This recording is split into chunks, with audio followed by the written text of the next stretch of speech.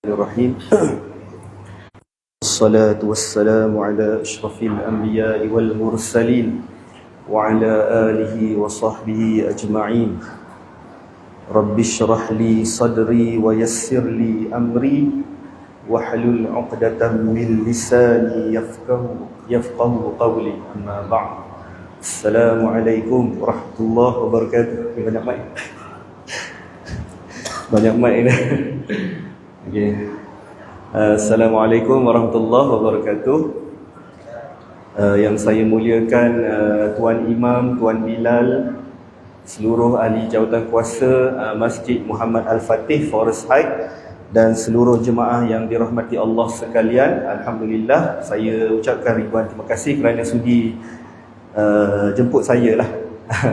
Sekali lagi untuk datang berkongsi ilmu lah. Saya bukanlah niat nak mengajar pun, nak sharing ilmu lah kepada tuan-tuan. Kalau siapa yang belum kenal saya, nama saya Dr. Ahmad Zuhdi Suradin. Saya merupakan doktor perubatan Saya merupakan doktor perubatan di Pusat Kesihatan UIA Gombak, daripada UIA Gombak lah. Okey, seperti biasa saya sebulan sekali datang sini kan. Jadi saya banyak cerita tentang pencegahan penyakit lah. Okey, pencegahan penyakit, dan macam biasa kalau ada soalan boleh tanya, terutama berkaitan dengan topik lah. Berkaitan dengan topik sangat-sangat digalakkan lah, especially yang berkaitan dengan topik lah. Luar topik pun boleh, tapi kalau boleh berkaitan dengan topik lah. Okey, sebelum ni kita telah bincang beberapa topik lah sebelum ni tentang kenapa topik yang sering saya bawa ke surau dan masjid adalah berkaitan dengan kenapa kita jatuh sakit.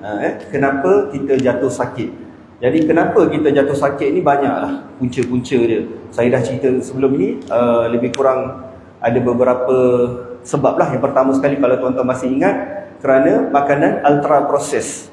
Makanan ultra proses, tuan-tuan ingat lagi Kalau ni mungkin boleh ada recording lah, kalau nak ni balik, nak ulang balik, panjang cerita lah.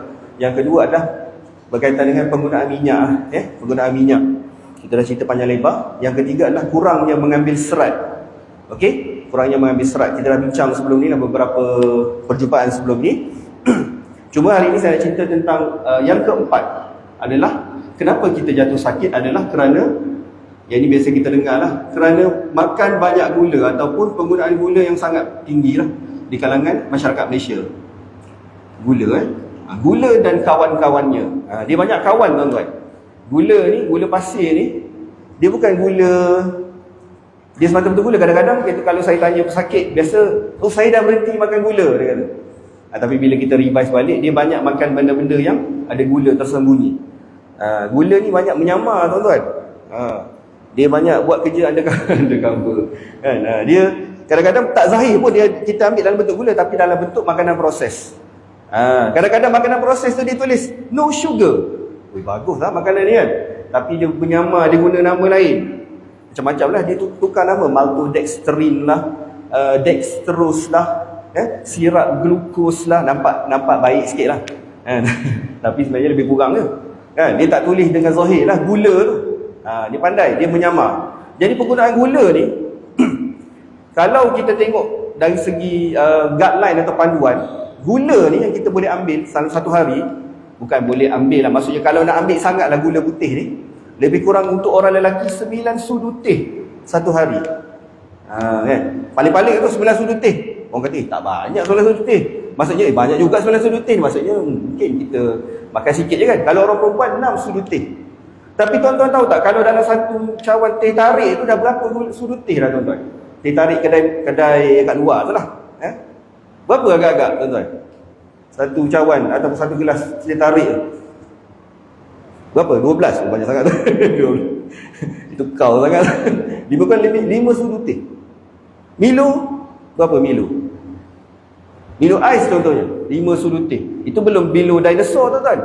Milo tu tambah lagi kan, itu dinosaur. Itu lagi banyak kan. Itu baru je air, tak campur dengan benda lain. Jadi banyaknya penggunaan kita, sehingga kan dianggarkan penggunaan gula dalam masyarakat Malaysia ni 24 hingga 30 sudu teh satu hari.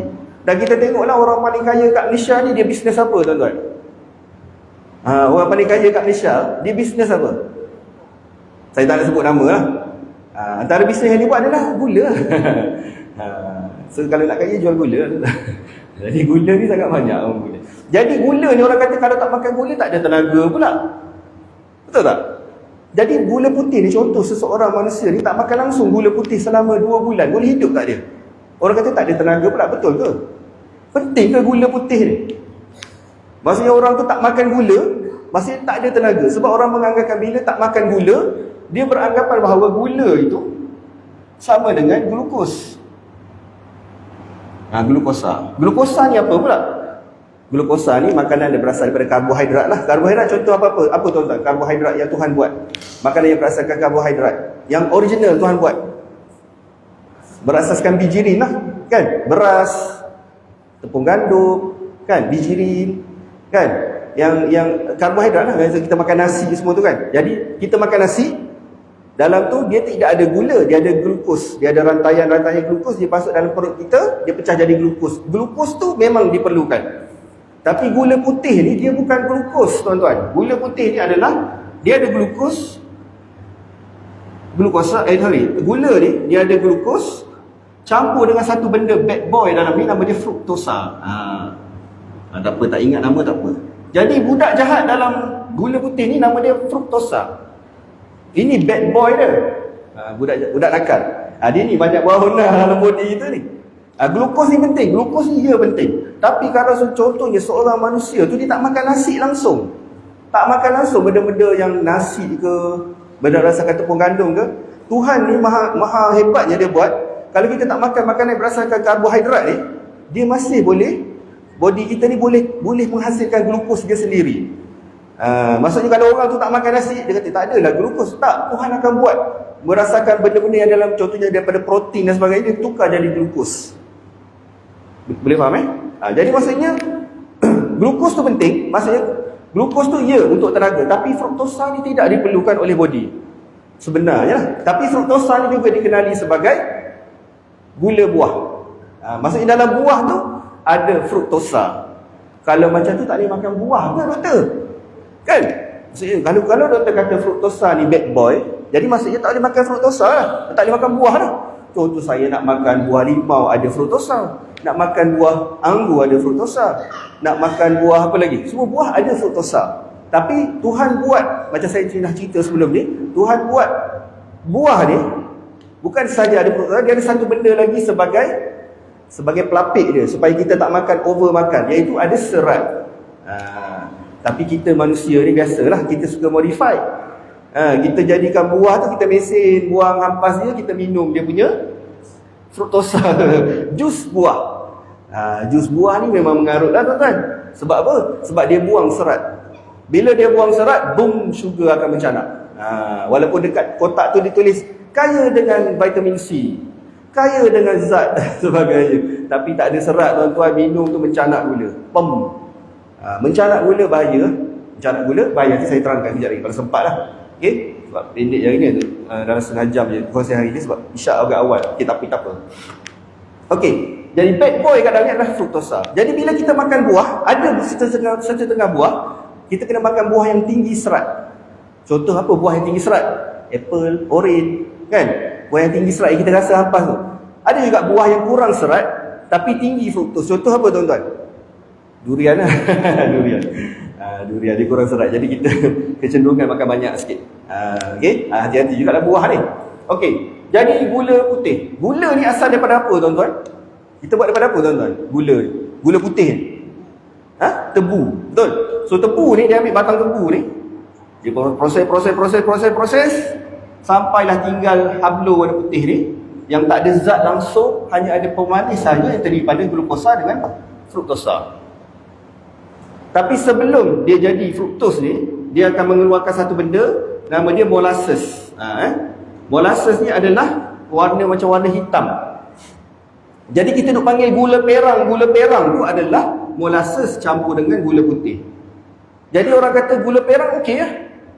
Betul tak gula perang okey? Gula perang pun tak okey tuan-tuan. Sebab apa? Dia masih lagi ada unsur fruktosa ni. Tapi dia ada zat sikit lah. Okey sikit lah. Tapi dia tidak boleh menggantikan gula putih. Walaupun ditulis kat situ organic raw sugar. Organik bagus lah. Sama juga tuan-tuan. Itulah cara-cara apa?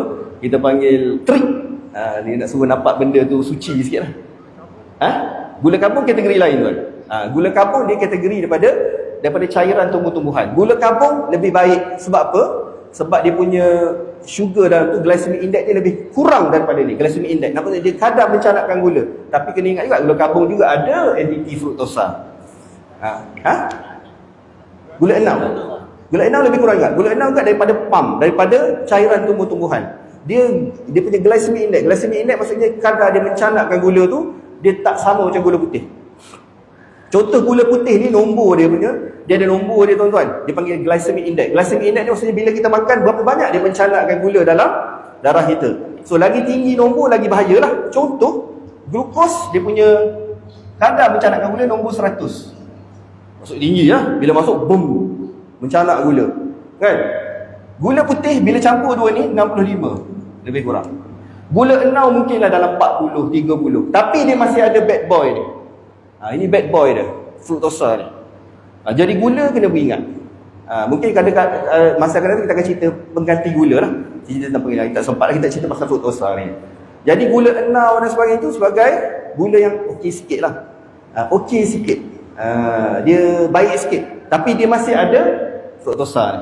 Jadi apa bahayanya fruktosa ni tuan-tuan? Ada pemadam ke? Oh ni sorry.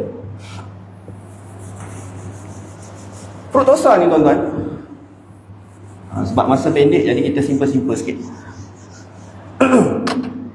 Tuan-tuan kena ingat, gula akan menyebabkan lemak terbentuk dalam body.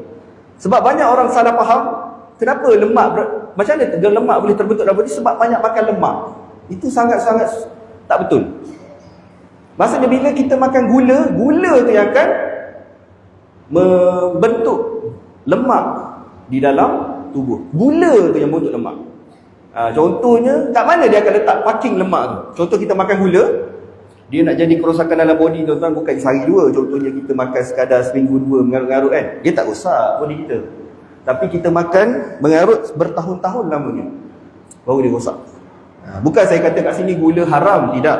Gula masih lagi macam saya ceritalah, dia halal. Tapi tidak apa? Tidak thayyib. Dia tak ada lagi dalam kita punya makanan ni, dia tulis itu halal je. Tak ada lagi dalam makanan sekarang stiker tu ni halal dan thayyib. Tak sampai level tu lagi. Dapat halal pun kira okey lah.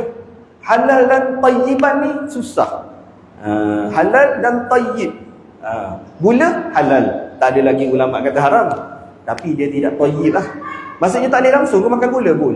Boleh, tapi kita kena beringat lah. Itu je, beringat. Terutamanya makanan proses dalam plastik, dalam tin. Yang saya biasa cerita sebelum ni. Okey, jadi apa kerosakan jahatnya fruktosa ni tuan-tuan, gula putih ni?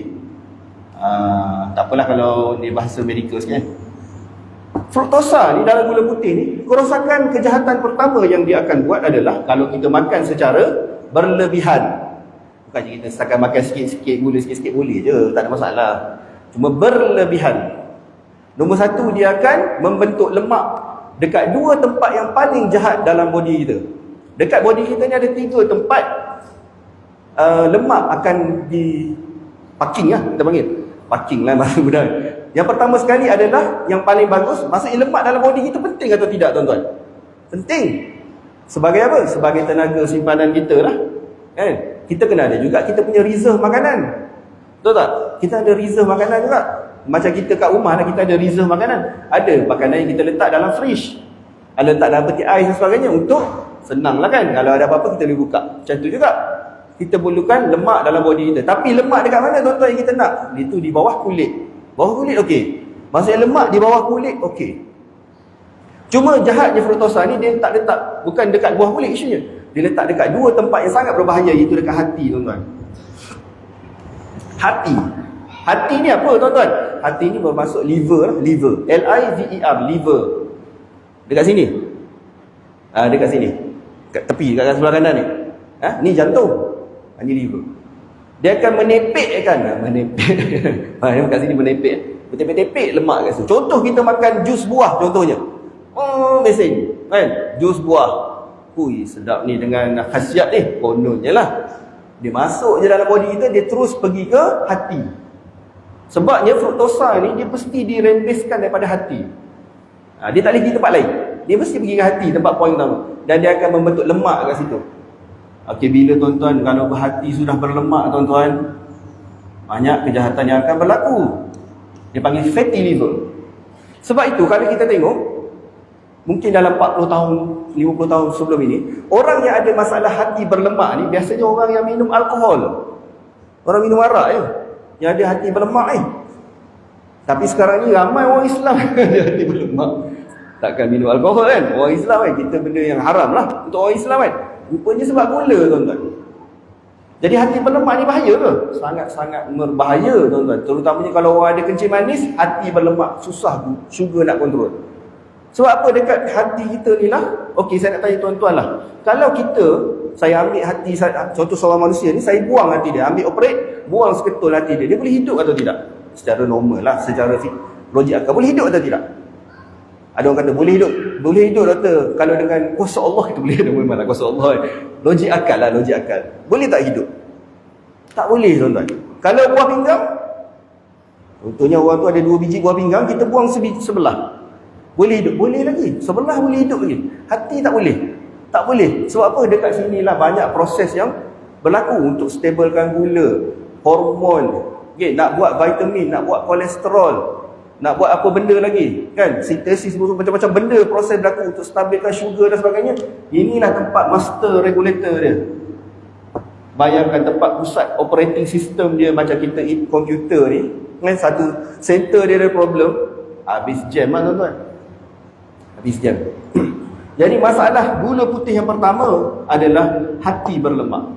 Sebab tu sekarang ni kalau dekat US, seorang profesor ni cerita, dia tak pernah tengok kanak-kanak ada hati berlemak. Takkan budak-budak minum alkohol kan? Rupanya sugar. Budak-budak sekarang ni ada hati berlemak. Bayangkan sebab apa? Pemakanan. Pemakanan yang sugar dengan makanan proses yang saya pernah cerita soal ni kan, berleluasa. Pemakanan yang berasal gula sangat-sangat membimbangkan lah. Sekarang ni umur kena kencing manis pun tahu, umur 20-an dah kena kencing manis lah. Darah tinggi dah 20-an. Saya tengok budak-budak universiti awal 20 dah kena kencing manis lah. Apa yang berlaku? Gula. Okay? Yang kedua tuan-tuan, dia meletakkan ataupun menempelkan lemak tu dekat hati. Yang kedua ditetek kat mana tuan-tuan? Dekat kita punya kawasan perut ya. Kawasan perut. So di antara organ, atau dalam bahasa medikal kita panggil visceral fat. Maksudnya di antara organ dekat perut ni. Jadi kenapa? Bahaya ke lemak dekat perut? Ya, bahaya. Sebabnya dia mengeluarkan banyak radiasi. Dia panggil keradangan lah. Itu cerita topik lain lah. Dia bukan duduk tepek kat situ je, dia banyak mengeluarkan benda-benda yang membahayakan salur darah kita. Dia boleh rosak salur darah jantung lah. Okay? Itu masalah pertama, fruktosa. Okey, dia menempelkan lemak dekat hati dan juga dekat antara organ. Kita panggil visceral fat. Ini bahasa medikal lah. Cuma saya nak bagi mudah dekat perut lah. So, dia menempelkan lemak. So, lemak ini sangat berbahaya.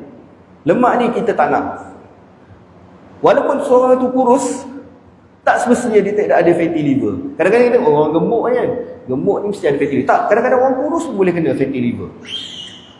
Fatty liver ataupun hati berlemak. Ramai sekarang orang ada fatty liver tuan-tuan. Sangat ramai. Adakah mereka minum arak? Tidak. Tidak, bukan sebab arak. Sebab sugar, gula. Okay, ingat, gula membentuk lemak. Bukan sebab kita makan lemak membentuk lemak, tidak. Nombor satu adalah gula. Okay, gula. Okay, yang kedua tuan-tuan, kenapa bahayanya gula putih ni? Yang kedua adalah dia mencanakkan gula dalam darah. Saya pernah cerita benda ni. Dia mencanakkan gula dalam darah. Dia mencanakkan gula dalam darah. Jadi apa masalah mencanakkan gula? Apa masalah mencanakkan gula dalam darah? Mencanakkan gula dalam darah ini sangat-sangat berbahaya kerana dia rosakkan salur darah. Contohnya kita banyak makan makanan yang manis. Okey, kita banyak makan karbohidrat proses. Karbohidrat proses ni daripada tepung gandum, nasi, kan? Maksudnya asal bijirin dia buang serat. Bila kita makan, contoh simple yang saya buat contohnya, roti canai dia tarik pada waktu pagi lah. Itu memang kau-kau punya mencanakkan gula tu. Dia tembak kau punya. Kadang-kadang kita rasa macam simple dia, tapi dia menembakkan gula. Dia sebenarnya kita makan ni, kita bukannya kurangkan makan, tapi kita makan makanan yang right food. Bukan kata, "Oi, saya kena kurangkan makan ni," tak. Bukan saya kena kurangkan ni, tapi maksud kita makan right food. Maksudnya makanan yang betul untuk body kita. Okey, jadi kalau kita makan sugar, dia mencanakkan gula dalam darah. So macam saya pernah cerita sebelum ini, glukos ni contoh kita makan, sugar ni dia berenang-renang dalam salur darah ni untuk pergi ke satu destinasi dia yang dipanggil sel lah. Ni tempat dia punya ibu menjana tenaga ni. Macam saya pernah cerita sebelum ni lah tuan-tuan, kita isi minyak, kita nak tujuan dia adalah untuk pergi ke enjin kereta tu, kan? Maksudnya tukarkan makanan tu kepada tenaga. So dia pergi berenang-renang ke sini, dia pun masuk. Pergi berenang-renang ke sini, dia pun masuk. Ini untuk peringkat mula-mula lah. Tapi dah hari-hari bertahun-tahun, mungkin 10 tahun, 20 tahun nak kena kecil manis tuan-tuan. 10-20 tahun kadang-kadang dia nak rosak ni. Tuhan dia tak bagi setakat minggu 2 minggu, tak. Dia mengambil masa bertahun-tahun lamanya. So mencanak sahaja. Lama-lama dia macam ni lah tuan-tuan. Maksudnya dalam satu masa, apabila terlalu banyak stimulation, contoh saya bagi situasi lah. Saya tak tahu pernah cerita ke tak kat sini. Ada satu pasang suami isteri. Kalau pernah cerita ni kira ulang kaji lah. Saya pun tak ingat cerita dah kat sini. Ada pasang suami isteri. Suami dia ni kerja businessman. Keluar pagi, balik malam. Kan? Keluar pagi, balik malam. Dia ada 2 orang anak tuan-tuan. 2 anak ni memang sangat nakal lah. Nakal. So, dia ni businessman. Yang wife dia ni kerja housewife, suri rumah. Jadi dia ada banyak masa dengan anak-anak dia ni. Hari-hari anak-anak dia ni, biasalah budak-budak kan, dia bergaduh apa semua, dia mengadu kat mak dia. Hari-hari dia mengadu. Tiap hari dia mengadu. "Mak, ni kacau saya lah. Mak, ni hari-hari dia mengadu." Jadi mak dia last kali dia macam lali lah. Lantak kau lah. Dia jadi macam dah lali lah. Macam juga sugar ni, hari-hari tinggi, hari-hari ni. Last kali sel ni dia lantak kau, kepala layan dah kau. So jadi dia last kali dia tak boleh masuk lah. Macam tu lah lebih kurang. Tapi ayah dia ni jangan jumpa anak dia. Jadi bila balik malam tu anak dia mengadu, dia sensitif tak? Dia akan sensitif tak? "Oh ya, kenapa nak? Kenapa? Oh yang ni kacau awak ya." Dia sensitif sebab dia jarang-jarang dengar. Tapi mak dia dah lali. Maksudlah macam ni lah. Mak dia ni kat sini. Ini dipanggil, dia dipanggil kerintangan insulin. Kerintangan insulin. Saya pernah cerita sebelum ni. Kerintangan insulin, saya tak tahu pernah cerita ke tak. Pernah dengar tuan-tuan? Kerintangan insulin. Kerintangan insulin ni adalah ibu kepada segala penyakit. Kerintangan insulin maksudnya sel ni dia tak boleh masuk lah makan gula. Dia tengok saja. Masa ni bila kita cek gula, kencing manis. Tengok gula tinggi, kencing manis. Jadi maksudnya orang kencing manis ni, maksudnya sel ni dia dah lali dengan ni. Sebab hari-hari hadap gula tinggi. Jadi gula yang sentiasa mencanak ni, dia jadi lali, dia pun gula tinggi ya. Jadi gula tinggi apa masalahnya tuan-tuan? Dia rosakkan salur darah. Kalau tuan-tuan masih ingat saya cerita sebelum, dia rosakkan salur darah. Macam ni cara dia rosakkan salur darah? Tuan-tuan bayangkan salur darah kita ni. Salur darah kat mana? Yang paling penting 2 lah tuan-tuan. Salur darah paling penting dalam body kita. Yang lain penting juga, tapi 2 yang paling kritikal kat mana? Ya, jantung dengan otak lah tuan-tuan. Sumbat kat sini, out lah. Serangan jantung dengan stroke. Jadi kalau kita banyak makan gula selalu menjanak risiko kepada sakit jantung. Sebab apa? Dia rosak macam mana tuan-tuan? Tuan-tuan bayangkan lubang. Dia jadi lubang kecil-kecil. Lubang kat dalam tu. Lubang kat dalam salur darah ni jadi lubang kecil-kecil. Itu baru satu, gula tinggi. Tekanan darah tinggi pula, rosak lagi. Lubang-lubang lagi banyak. Stres pula, kerja hari-hari kerja stres, lagi banyak lubang. Tidur tak cukup, lagi banyak lubang. Isap rokok, lagi banyak lubang. Banyak lubang. Jadi berlubang banyak. Tuhan ni, maha hebat Tuhan ni, dia akan repair. Dia akan hantar satu sistem untuk repair lubang-lubang kecil ni. Dia hantar apa tuan-tuan? Kolesterol. Kolesterol dengan niat yang murni datang untuk masuk dalam lubang ni, nak repair lah. Dengan niat yang murni, dia nak repair. Tapi bila dia masuk dalam tu, dia jadi berkarat lah. Dia panggil dalam bahasa Melayu, dia panggil oxidize. Maksudnya oxidize ni berkarat lah. Sebab itu kita biasa dengar orang jual produk sekarang kan, makanan antioksidan. Pernah dengar tak? Antioksidan ni penting kan? Untuk apa? Untuk elakkan proses pengaratan ni lah. Kan? Antioksidan. Padahal berambak je makanan-makanan murah yang ada untuk antioksidan. Contoh apa makanan murah yang ada antioksidan? Agak-agak je Tuan Haji. Nasi biryani. Apa contohnya? Makanan yang ada antioksidan yang murah. Sayur lah. Kan? Buah. Teh hijau. Apa lagi yang murah? Buah-buah oren. Kan? Buah-buah yang berries. Kan? Oren, apple. Apa lagi? Bawang putih. Ulam-ulam. Tak payah beli produk-produk mahal yang kata antioksidan kan. Murah je tuan-tuan. Antioksidan. Kenapa antioksidan ni penting? Nak mengelak daripada proses pengaratan dalam salur darah. Bila proses pengaratan berlaku, dia akan jadi sumbatan sikit. Jadi maksudnya, gula yang sentiasa mencanak dalam darah kita ni, dia menyebabkan apa? Menyebabkan sel ni jadi lali ya. Bayangkan mak ni, housewife ni, isteri kepada businessman ni hari-hari menghadap gula yang tinggi. Gula ni umpamanya budak-budak lah, budak-budak. Dia apa? Dia komplainkan mak dia hari-hari lah kali nak letak. Kita sama macam kita kan. Hari-hari tu ada benda yang sama lah kali kita jadi bosan lah. Malas layan lah. Macam tu lah, lebih kurang. Kan? Macam tu. Jadi, dia rosakkan salur darah. Bila rosakkan salur darah, risiko salur darah tersumbat. Jadi sebab itu kita digalakkan makan makanan antioksidan. Antioksidan untuk elakkan ni. Minyak ikan contohnya, antioksidan. Madu lebah, antioksidan. Apa lagi? Macam-macam antioksidan yang murah, berlambak-lambak, yang terdiri pada makanan yang pelbagai warna kan. Ada warna merah, bawang putih, yang warna oren, macam saya cerita ni, carrot. Yang ada pelbagai warna tu, dipanggil polyphenol. Dia adalah berbentuk antioksidan. Antioksidan ni sangat penting untuk protect kita punya salur darah ni.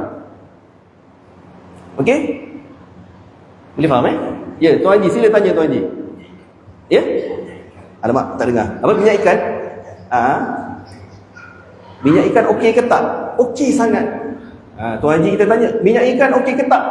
Minyak ikan adalah minyak yang sangat okey yang diperlukan. Kerana ada omega 3. Tuan Haji tanya soalan, orang lain dapat jawapan. Dapat pahala kat Tuan Haji. Kan? Omega 3 ni dipanggil lemak yang perlu kepada body. Dia adalah sejenis Dia adalah sejenis lemak yang diperlukan. Dia panggil essential fatty acid. Minyak ikan ni, kalau kita tak mampu nak beli minyak ikan, kita makanlah makanan yang tinggi omega 3. Contoh macam ikan-ikan yang berlemak lah. Ada ikan yang kayangan, ikan yang murah. Contohnya kalau ikan kayangan ni salmon lah tuan-tuan. Jangan kita nak makan salmon ni, mahal kot salmon. Salmon pula salmon liar. Omega 3 yang terbaik adalah ikan liar yang makan. Dia bukan dalam ikan tu ada omega 3 tuan-tuan. Ikan tu dia makan satu tumbuhan namanya algae. Lumut dalam laut tu, algae tu. So dia dapat daripada algae tu, dia masuk dalam ikan tu. Jadi ikan-ikan yang hidup liar ni, contoh apa? Salmon. Kan? Biasanya yang dekat-dekat Europe sana lah. Kan? Kalau kita tengok wild fish daripada Norway ke apa semua tu kan. Itu tinggi lah omega 3. Kalau ikan Malaysia apa tuan-tuan? Boleh lah, kembung, patin okey lah kan. Okey lah tu, kira okey lah omega 3. Kalau seafood itu pun ada omega 3 juga. Okey? Kalau contoh pun ataupun telur yang dia letak omega 3. So omega 3 ni sangat perlu. Jadi minyak ikan ni kalau Tuan Haji nak beli satu suplemen, kalau ada duit kan, suplemen ni saya tidaklah pro suplemen, tapi kalau kita nak beli satu suplemen, dipilih dalam banyak-banyak suplemen yang nak beli, minyak ikan adalah satu yang bagus. Cuma kena tengok dia punya kualiti dia. Kualiti dia, tengok kualiti dia. Brand saya tak boleh sebut kat sini kalau nak tanya lepas kuliah. Sebab saya tak suka promote brand. Kalau tanya lepas kuliah boleh. Sebab saya bukan jual produk tu, saya kadang nak share senang. So ayah you all nak Google. Dia ikan yang liar, wild fish. Dia tak semua minyak ikan tu sama kualiti tuan-tuan. Satu lagi cari yang ada halal. Halal Jakim contohnya kan. Dia punya kapsul lah, sorry. Tuan ada nak tanya soalan, sorry dia. Minyak kelapa soalannya? Mana lagi okey? Dia kategori lain tuan. Minyak ikan dia ada omega 3. Minyak kelapa dia kategori lain. Dia panggil lemak juga. Dia lemak tepu. Panjang cerita sikit lah. Saja inci cerita lain. Saja inci. Okey, terpaksa jawab soalan tu Ada alamak, pendek sangat masa. Ini kena ganti cerita lain lah. Tak boleh. Dia orang kata sampai isyak. Saya okey je tapi Orang kata Malaysia. Okay. Kita jawab tuan tanya soalan tadi kan. Tak apalah, kita bukan nak habiskan silibus pun, at least dapat manfaat lah kan. Okey, minyak ikan ni dia ada omega 3. Omega 3 ni dia panggil essential fatty acid, maksudnya lemak perlu. Lemak yang perlu. Jadi perlu tak? Perlu tuan-tuan, sebab body kita tak boleh buat omega 3. Omega 3 ni bagus untuk otak, untuk antioksidan. Tuan kita tanya minyak ikan dengan minyak kelapa mana lagi bagus kan soalan dia? Dua-dua bagus. Tapi sebab berbeza lah. Minyak kelapa ni ada beza khilaf ulama sikit. Ada ulama juga. Minyak kelapa ni ada orang tak berapa pro sangat minyak kelapa, sebab dia kata ada lemak tepu. Cumanya saya tak apa setuju sangat pendapat ni. Sebab apa? Sebab lemak tepu ni detail sikit lah detail sikit sebab tuan dah tanya lemak tepu ni ada 3 kategori tuan-tuan. Ada rantai pendek, rantai sederhana, rantai panjang. Minyak kelapa ni kat tengah-tengah ni. Dia nak kata tengah-tengah sangat pun tak. Yang bahayanya yang rantai panjang ni, yang dikatakan bahaya. Bahaya apa? Risiko bersumbat salur darah, jantung. Which is saya tak berapa setuju sangat lah. Tapi dia khilaf kat situ. Ada, kalau tanya pendapat doktor lain, dia akan cakap lain. Tapi kalau tanya pendapat saya, minyak kelapa saya kata ya, sebab dia ada, dia dekat tengah sini. Dia panggil MCT lah. Kalau tuan-tuan dengar, middle chain triglyceride. Middle chain triglyceride ni dia masuk dalam body kita, dia pergi ke hati. Dia tukar jadi keton. Dia jadi memberikan tenaga. So orang yang makan minyak kelapa ni, terutamanya virgin coconut oil, dia memberikan tenaga ekstra. Terutamanya orang yang mengamalkan intermittent fasting.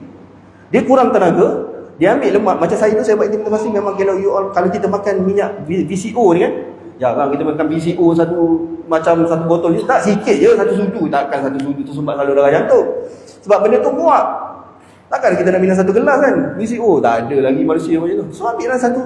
Memang tenaga lain macam tuan-tuan. Sebab dia membekalkan tenaga, dia panggil MCT, pendek dengan cerita. Jadi bagus tak? Dua-dua, mana lagi bagus?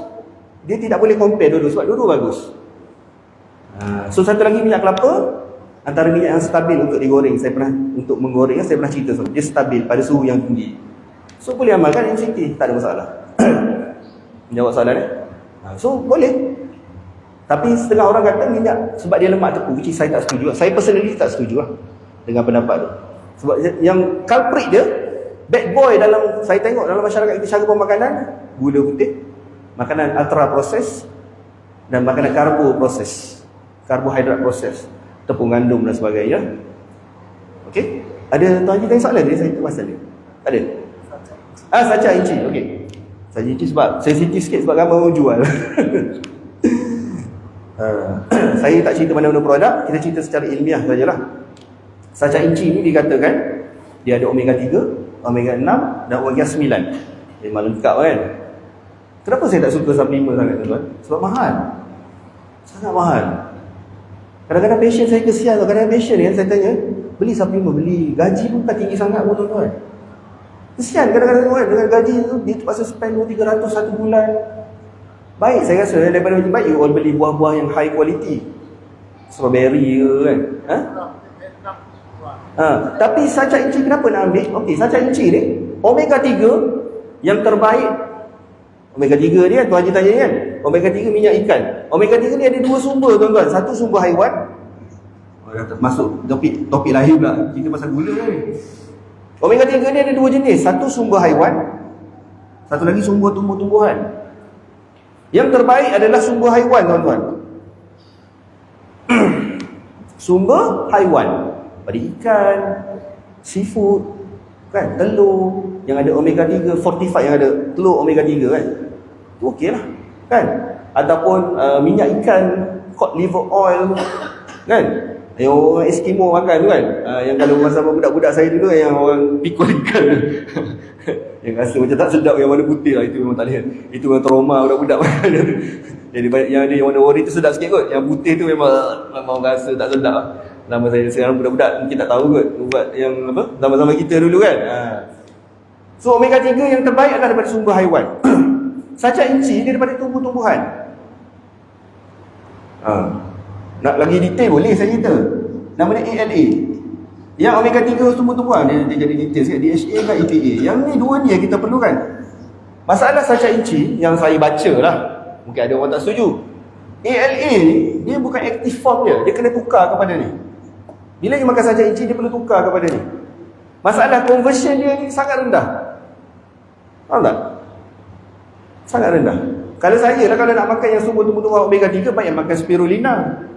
Spirulina sumber tumbuh-tumbuhan, dia jenis algi ya. Si algi. Macam tu lah. Kalau saya, kalau ada duit lebih, belilah buah-buah yang berries. Raspberry ke blackberry, blackberry telefon kan, blueberry kan, yang berries tu, itu memang high antioksidan. Strawberry yang berry ke belakang, apa? Tak dengar tu? Mulberry. Berries kat belakang tu adalah antara tumbuh-tumbuhan. Kalau saya ada banyak duit, baik saya beli buah. Saya tak beli lah sajak inci. Ada yang niaga saya mesti kena kecam saya. Kalau saya, setakat saya baca lah, kalau tuan-tuan nak makan, terpulang lah. Hak masing-masing, demokrasi kan. Tapi kalau tanya saya tidak encourage. Sebab satu, mahal. Saya suka promote passion makanan yang low cost kan. Sebab duit kita ni, tak semua orang banyak duit tuan-tuan.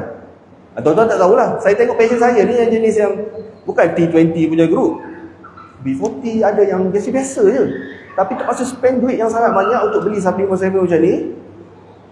Bagi saya, kalau saya tak encourage sangat lah. Baik kita beli benda-benda yang confirm dapat zat. Okay, kalau saya bukan peminat sajak inci lah. Tak kira lah brand apa pun. Okay, tapi kalau tuan-tuan nak makan, terpulang lah. Omega 6, Omega 9. Omega 9 dalam apa? Kalau ni, Omega 9 dalam dalam minyak zaitun lah. Omega 9. Itu lemak yang bagus. Itu topik lemak lah. Okay, ada 2 minit lagi. Ya tuan. Fruktosa. Kencing manis. Madu lebah tu bagus ke tak bagus? Madu lebah tu berbahaya kepada orang kencing manis. Takut. Kalau minum 1 botol sekali minum. Kita minum tak banyak tuan-tuan, 1 sudu ke.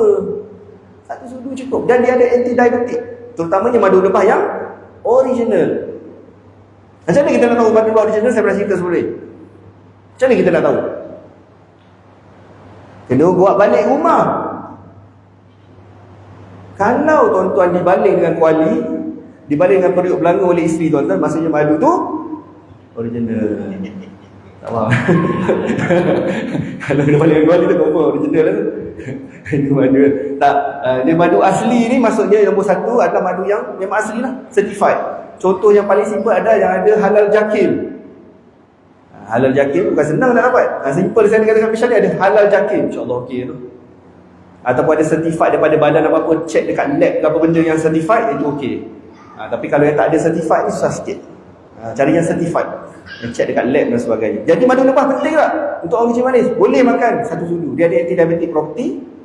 Dia untuk inilah, untuk kita punya anti-diabetic lah, tapi jangan makan banyak. Okey? Sampai sini. Nak azan? Okey. Saya berhentikan. Terpulang. Kalau nak suruh saya sambung boleh. Kalau saya ikut tuan rumah. Boleh sambung. Terpulang. Kalau nak sambung boleh. Tak ada masalah. Okey. Dia azan dulu bagi dia azan.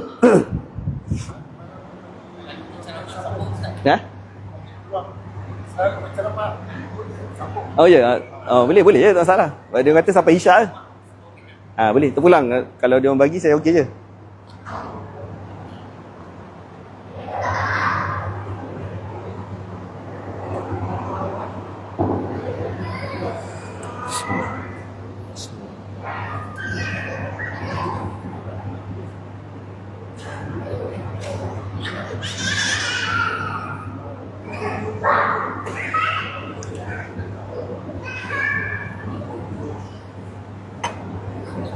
Allahu Akbar, Allahu Akbar, Allahu Akbar,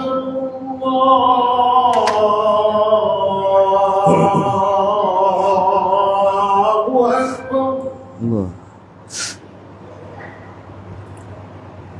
Asyhadu an la ilaha illallah. أشهد أن لا إله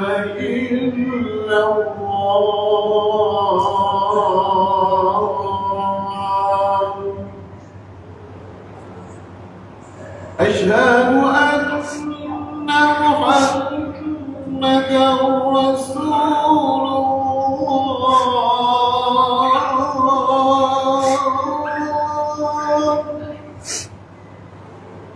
أشهد أن محمدا رسول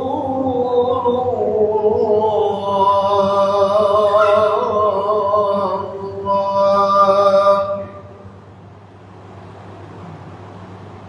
هي على الصلاة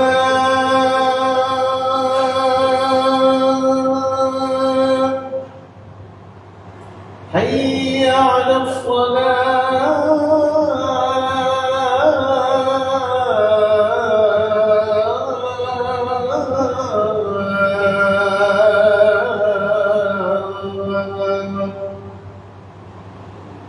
حي على الفلاح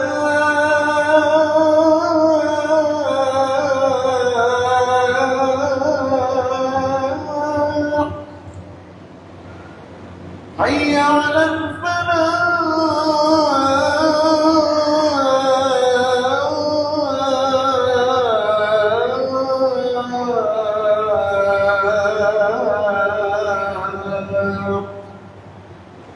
الله أكبر الله أكبر لا إله إلا الله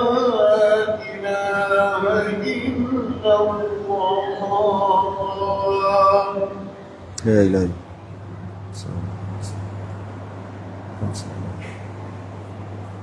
boleh sambung? Ya. Tanya tuan rumah tu boleh sambung ke tak? Saya kena tanya dia orang tu boleh sambung ke tak? Jangan minta izin tuan rumah sebab dia cakap saya sampai Isyak ke sekejap. Dia masuk Ustaz. Assalamualaikum. Dia orang minta saya sambung 5 minit 10 minit boleh ke? Boleh. Saya okey. Boleh? Dalam 10 minit. Okey.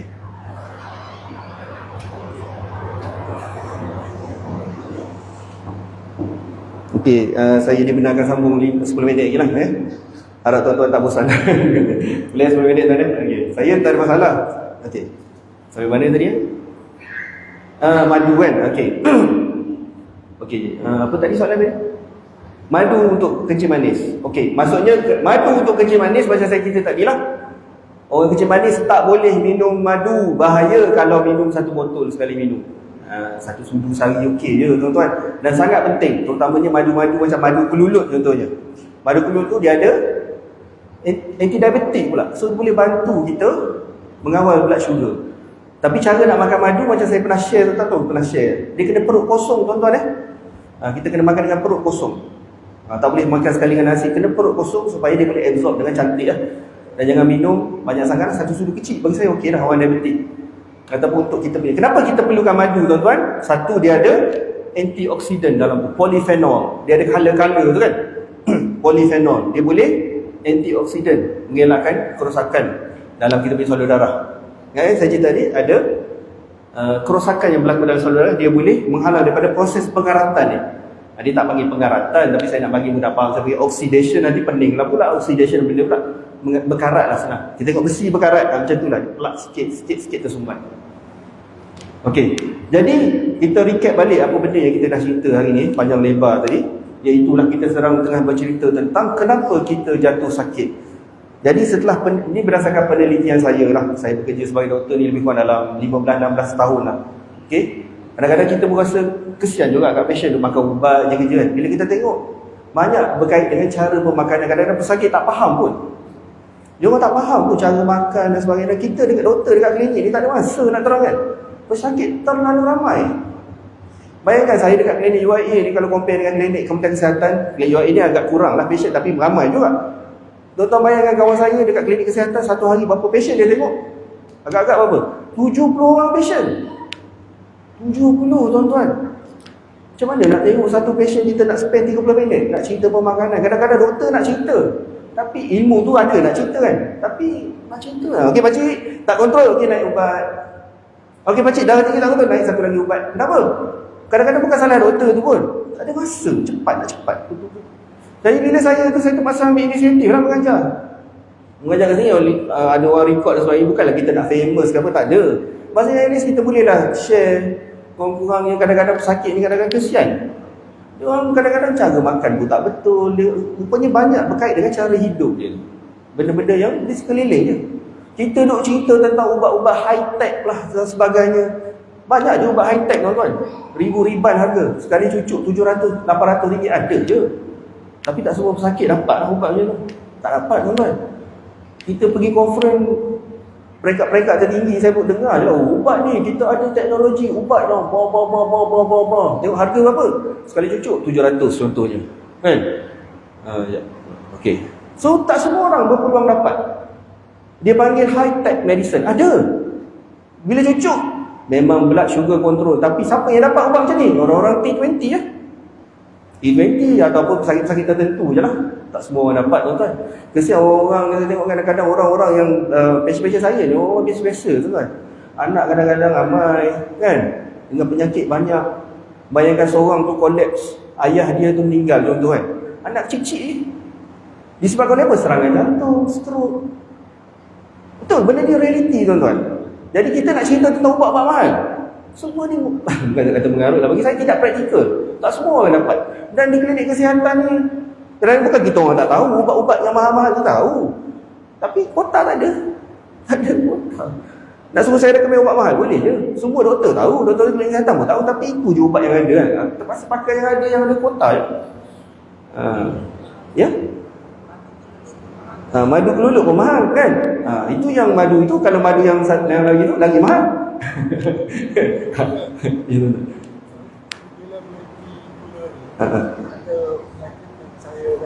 Cirrhosis kan? Apa dia? Cirrhosis yang macam keluar dekat. Psoriasis.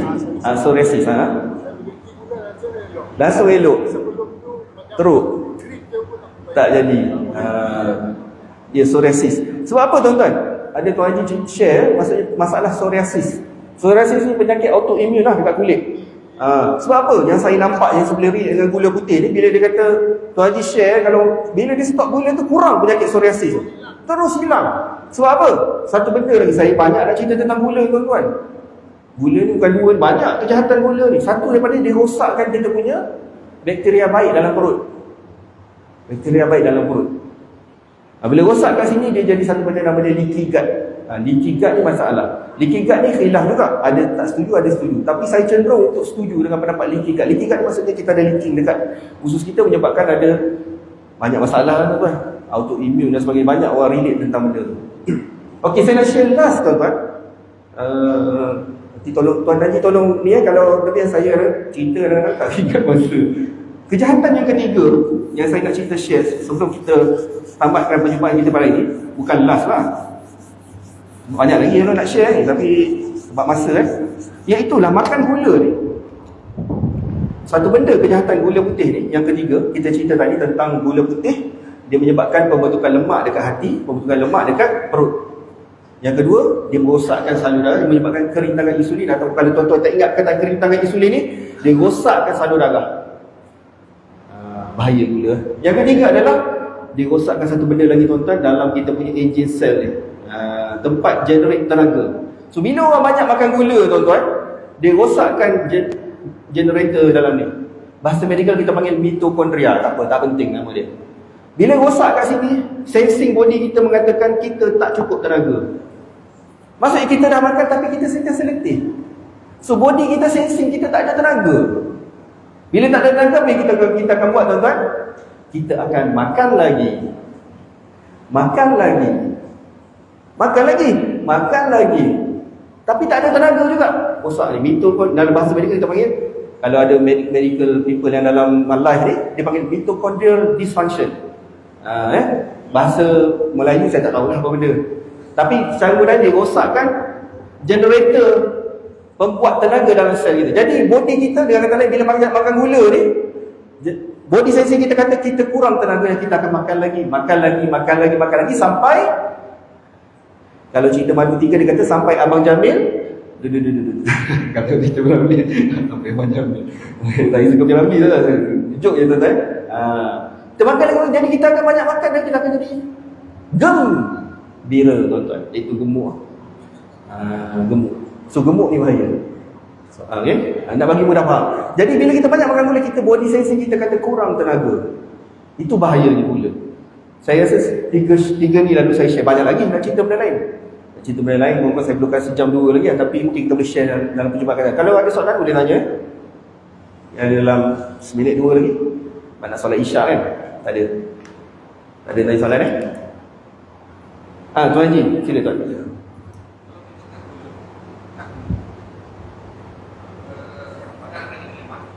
Sorry, saya tak boleh dengar kan? Macam mana? Kalau kita cut gula, badan akan jadi lemak. Tapi kita semangat kita nak cut gula. So, solution ni macam mana? Solution macam mana? Oh, bagus soalan tu. Soalan yang sangat bagus. Biasa kalau orang bergantung pada gula ni, Tuan Haji kata, Tuan kita tanya, kalau kita cut gula, kita akan kurang tenaga kan? Jadi bila kita macam mana kita solution yang terbaik? Okey. Ini saya memerlukan beberapa minit untuk jawab soalan ni. Contohnya orang tu biasa makan gula kan. Biasa makan gula. Gula ni adalah fake tuan-tuan. Dia bagi kita kenyang sementara saja. Selepas itu kita akan jadi letih.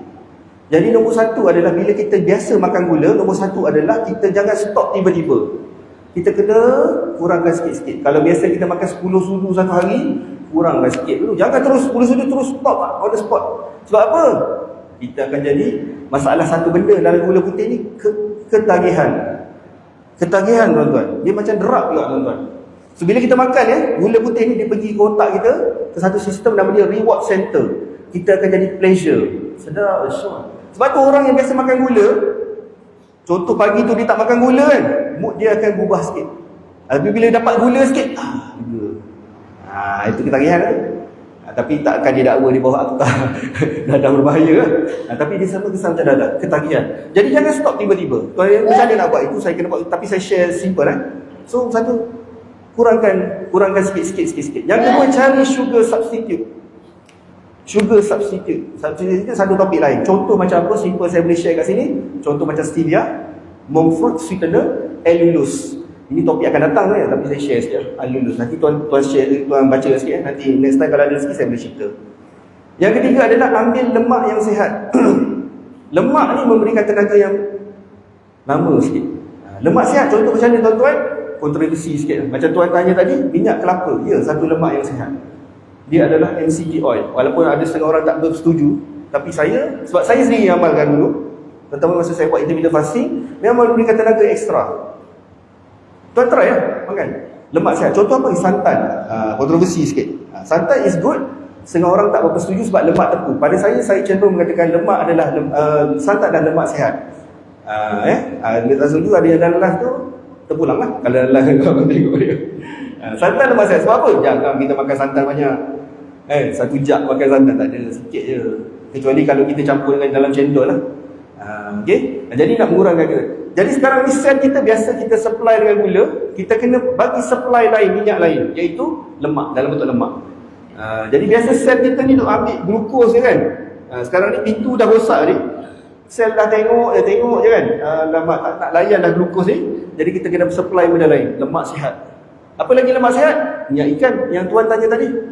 Minyak ikan kan, olive oil, ke kacang, dark chocolate. Dark chocolate bukan yang campur gula dark chocolate. Lemak sihat apa lagi tuan-tuan? Santan cerita tadi lah. Santan, ikan fatty fish, telur. Telur pun ada juga lemak sihat dalam, tapi protein lah, banyak protein lah. So benda-benda macam tu. Jadi kita kenyang lebih lama. Dan juga kita kena makan karbohidrat, jangan karbo proses lah. Kena makan whole grain. Whole grain maksudnya yang tak proses, kurang. Contohnya nasi, apa? Nasi brown rice lah. Tapi tak semua orang boleh makan brown rice. Yang serat penuh. Jadi kenyang tu lebih lama. Jadi saya dulu sugar addict. Saya cakap terus terang. Saya dulu teruk addiction gula saya. Saya teruk. Saya cakap diri saya sendiri. Tapi nak mujahadah tu bukan sehari dua tuan. It's not easy. Macam tuan tanya tadi kan, macam mana nak saya buat 2-3 tahun tuan-tuan. Dia memang kena struggle. Bukan senang untuk kita lari daripada ketahanan gula. Dulu saya teruk. Saya obese, daya teruk. Sebab saya banyak cerita benda ni sebab saya pengalaman saya sendiri. Saya ni nama je doktor tu, tapi makan mengarut kat makan. Dia mengajar orang ni boleh lah. Tapi bila kita sendiri berlaku, sebab saya pernah cerita dulu kan, saya pernah cerita kat satu pasien saya, brother, you need to lose your weight. Saya tengok satu patient saya, budak Pakistan ke apa tu. Dia kata, okay doktor, let's do this together, dia kata. Maksudnya kau pun sama juga macam aku, kau gemuk kan. Kita buat sama-sama lah lost weight. Masa tu saya gemuk lah kan. Lepas tu saya kata, teruk kat aku ni, nasihat orang. Lepas tu saya buat sendiri, saya buat intermittent fasting tu, saya cerita lah. Saya edit sugar teruk. So nak buat tu mujahadah memang sangat tinggi tuan-tuan. Tapi sekarang relax lah, tak makan gula, relax. Alhamdulillah lah. Tapi struggle perjuangan sangat susah. Bukan tak boleh makan, kawal. Okay? Saya rasa setakat itu sajalah. Saya minta maaf ya tuan rumah sebab ambil masa yang lama. Saya minta maaf kalau saya silap, ada terkasar bahasa sebagainya. Kalau ada rezeki kita jumpa lagi lah waktu yang akan datang. Saya sudahi dengan wabillahi taufiq wal hidayah. Assalamualaikum warahmatullahi wabarakatuh.